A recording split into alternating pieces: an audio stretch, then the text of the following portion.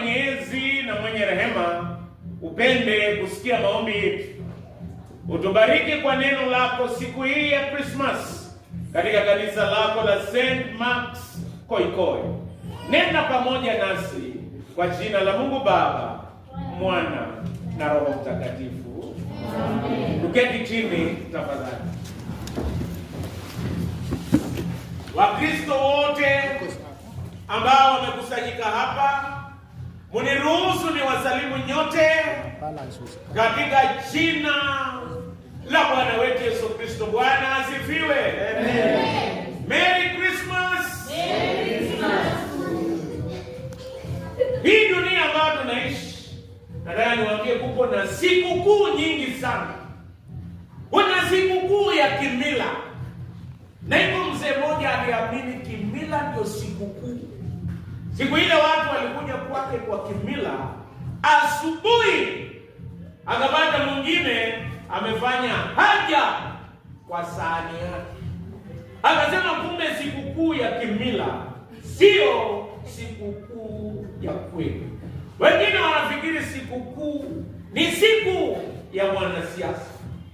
Lakini mwanasiasa anaweza kukudanganya.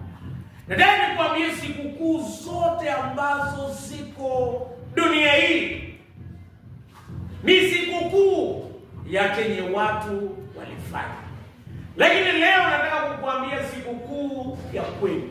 Sikukuu ya kweli ni Krismasi, kwa sababu tunasherekea chenye Mungu alifanya. Jambo la pili, sikukuu za wanadamu inasherekea watu walio hai na waliokufa. Lakini Krismasi ni sikukuu ambayo inasherekea yeye aliyekuweko kutokea mwanzo, yeye aliyezaliwa, akaishi, akakufa, akafufuka na akapaa kwenda mbinguni. Bwana asifiwe. Amen. Sikukuu za wanadamu ni sherehe ya nje. Hata kuna wamama leo wameumia, watapika chapati 300.